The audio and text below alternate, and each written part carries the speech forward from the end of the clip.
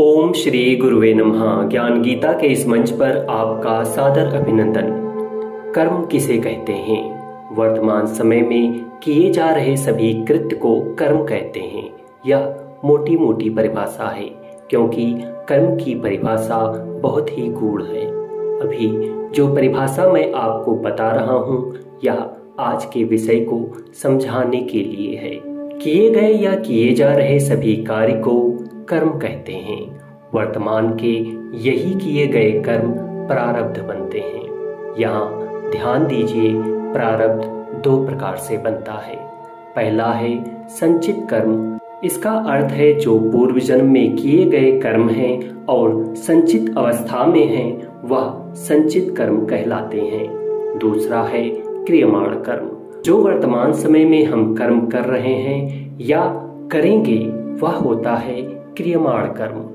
प्रारब्ध इन्हीं संचित कर्म का कुछ भाग और क्रियमाण कर्म का कुछ भाग लेकर बनता है। ध्यान दीजिए, कुछ भाग, सभी नहीं। बाकी के सभी कर्म उसी प्रकार आपके खाते में पड़े रहते हैं। इस कर्म में आपके शुभ कर्म भी शामिल हैं और पाप कर्म भी। भगवान बहुत दयालु हैं कि वह हमारे सभी कर्मों का फल एक साथ नहीं देते, अन्यथा व्यक्ति एक क्षण को भी जीवित नहीं रह पाएगा। मात्र 1% अशुभ प्रारब्ध भोगने में ही हम भगवान की सत्ता को नकार देते हैं और आत्महत्या तक कर लेते हैं और ऐसे रोते हैं मानो सकल ब्रह्मांड का दुख हमारे ऊपर है। तो यह भगवान की कृपालुता और दयालुता ही है। अब जान लेते हैं भाग्य किसे कहते हैं। शुभ कर्म के द्वारा बने हुए प्रारब्ध को भाग्य कहते हैं। अशुभ कर्म के द्वारा बने हुए प्रारब्ध को दुर्भाग्य कहते हैं। आपका जन्म, आपका शरीर, आपका स्वास्थ्य, आपकी पैतृक संपत्ति, आपका लूला, लंगड़ा, अंधा, काना, हृदय में छेद इत्यादि न होना, आपका सौंदर्य, आपकी बुद्धि और विवेक, आपका कोई विशेष टैलेंट, आपका कुल, आपकी जाति, आपका वर्ण, आपका धर्म, यह सब शुभ प्रारब्ध से बना होता है। और उपरोक्त का सब उल्टा कर लीजिए, वह आपके अशुभ कर्मों द्वारा बने प्रारब्ध के कारण होता है। अब आप कहेंगे कि क्या अष्टावक्र जैसे मुक्त परमहंस के भी अशुभ कर्म थे, या पिप्पलाद ऋषि जैसे के भी अशुभ कर्म थे जो उनको वैसा शरीर मिला? जी हाँ, कोई भी हो, सबने अनंत पाप और अनंत पुण्य किए हैं।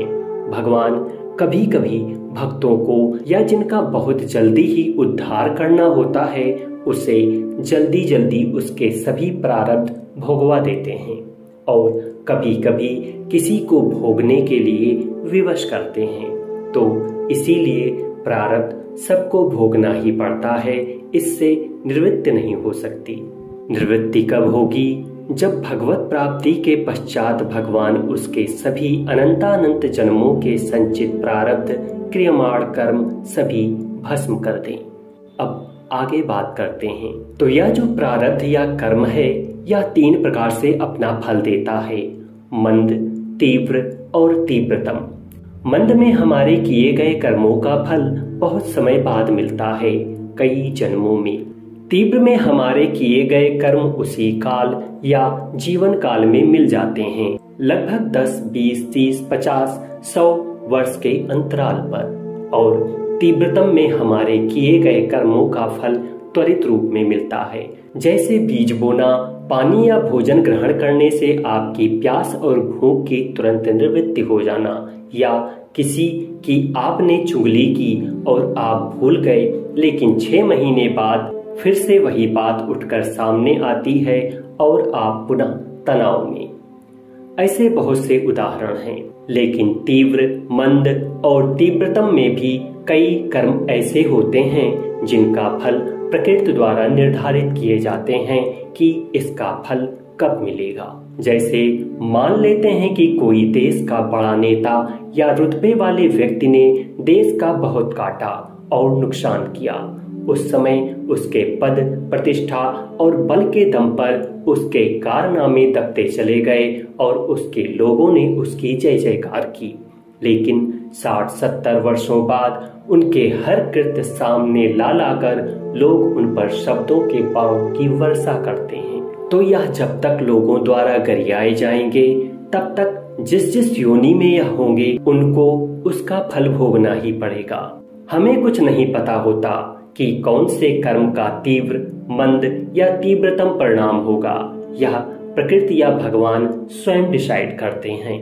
इसीलिए भगवान ने बार बार गीता में कहा है कि तू कर्म कर, बस कर्म किए जा, फल की इच्छा और इसके परिणाम की चिंता मत कर, क्योंकि उन कर्मों के फल को कब, कैसे और क्या देना है इसका अधिकार केवल मेरे पास है। मनुष्य कर्म करने के लिए स्वतंत्र है, लेकिन परिणाम भोगने के लिए स्वतंत्र है।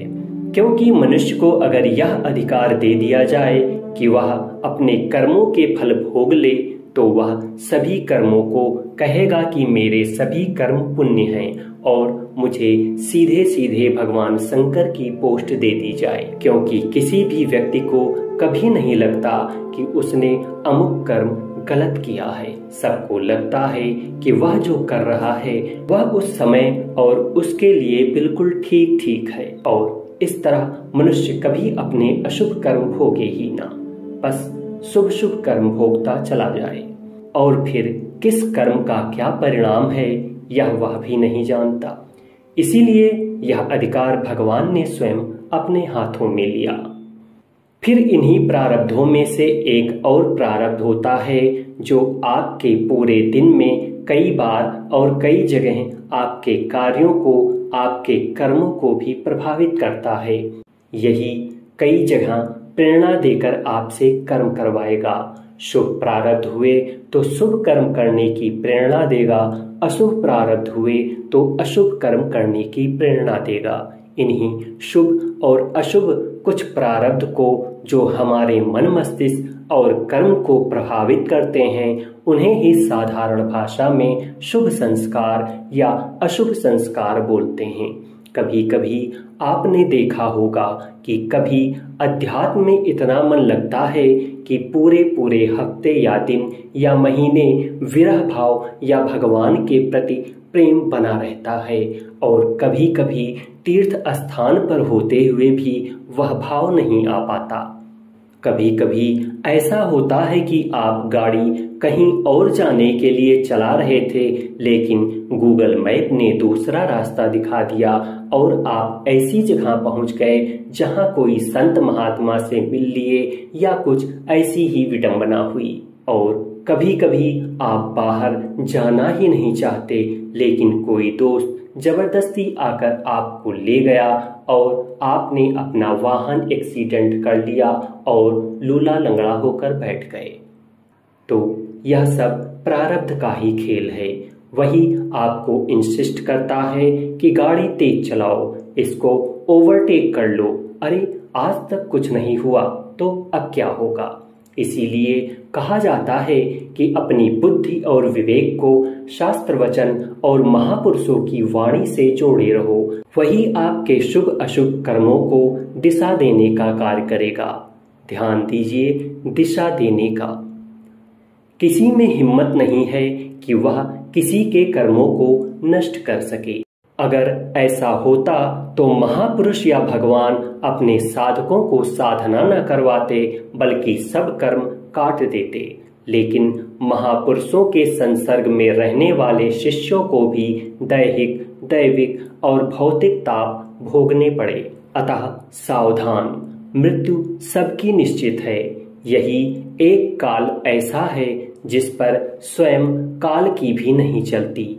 पूरी पृथ्वी को जीतने वाले जितेंद्रिय राजा परीक्षित तक काल अर्थात कलयुग को अपने समय से आने पर रोक ना लगा सके, बल्कि स्वयं काल ने अपने समय पर आने के लिए परीक्षित को काल कलवित कर लिया। जिसका जितना समय इस पृथ्वी पर लिखा है वह उतना समय ही यहाँ रहेगा। भले आप भगवान को गाली दें। किसी स्वजन के मरने के बाद लोग कहते हैं, भगवान तूने अन्याय किया है, तू कितना निर्दयी है। यह भी कोई उम्र थी इसके जाने की। आज से भगवान पर भरोसा उठ गया। इस तरह के फ्रेजेस का प्रयोग कर आप अपने को बहुत बुद्धिमान समझते हैं, लेकिन ऐसा बिल्कुल नहीं है। नियति और काल अपने अनुसार कार्य करेगा, बस निमित्त किसी ना किसी को अवश्य बनाएगा। ऐसा कभी ना सोचिए कि हम तो बहुत नियमी संयमी हैं, हम 100 वर्ष जिएंगे। मांस दारू को पानी की तरह पीने वाले व्यक्ति 100 तक की अवस्था तक जी सकते हैं, और परम नियम संयम से रहने वाले आदि जगत गुरु शंकराचार्य, जो भगवान शंकर के अवतार माने गए, वे मात्र 32 वर्ष की आयु में मुंह से खून फेंककर अपना लीला संवरण कर सकते हैं। जिसका कार्य जितना लिखा है वह उतने समय ही यहाँ रहेगा, अगर नहीं लिखा है तो वह जन्मते ही मर जाएगा। कम लिखा है तो 50 तालों में ब्रह्मांड के सर्वश्रेष्ठ चिकित्सकों के साथ और अमृत पीकर भी रहेगा, तब भी वह मारा जाएगा। एक कथा सुनाता हूँ। एक बार काल से नारद जी ने पूछा, तुम कैसे अपना कार्य करते हो? तो सामने एक हष्ट पुष्ट व्यक्ति बैठा था। काल ने कहा कि देखो, आज इसका समय है। नारद जी ने कहा कि अरे, यह तो पूर्ण स्वस्थ है, कोई रोग नहीं, आसपास कोई सांप या ऐसा भी कुछ नहीं दिख रहा है। उस समय वह अपनी सबसे प्रिय गैया, जो उसके बिना भोजन नहीं करती थी, उसके नाद में चारा डाल रहा था। काल ने नारद जी से कहा, आप देखते जाइए बस। और फिर काल जाकर उसकी प्यारी गैया के सींग पर बैठ गया। गाय तुरंत बिदक गई और तेजी से सींग चला दिया। वह सींग सीधे जाकर उसकी छाती में घुस गया और हृदय चीर दिया। वह उसी समय काल कल्पित हो गया। नारद जी आश्चर्य में थे। मौत जब आनी होती है तो कोई ना कोई बहाना जरूर ढूंढ लेता है काल। इसीलिए कर्म करने की स्वतंत्रता और शक्ति भगवान हमें देते हैं, पर स्वतंत्रता को हम स्वच्छंदता में कैसे परिवर्तित करते हैं यह हमारे ऊपर है, और फिर हम भगवान को दोष देते हैं। शक्ति का उपयोग और दुरुपयोग सब हमारे ऊपर निर्भर है, अतः सिद्धांत को समझकर कोई कार्य करें। उम्मीद करता हूं कि आपको यह जानकारी अच्छी लगी होगी। अगर हाँ, तो वीडियो को लाइक करें और ज़्यादा से ज़्यादा लोगों को शेयर करें। साथ ही कमेंट में इस वीडियो से संबंधित अपने विचार हमें जरूर लिखें। अगर आप इस वीडियो को YouTube पर देख रहे हैं तो चैनल को सब्सक्राइब कर लें, और अगर फेसबुक पर देख रहे हैं तो पेज को फॉलो जरूर करें। शीघ्र मिलेंगे एक नई वीडियो में कुछ नई जानकारी के साथ। तब तक मैं विवेक कुमार श्रीवास्तव आपसे विदा चाहूँगा। धन्यवाद।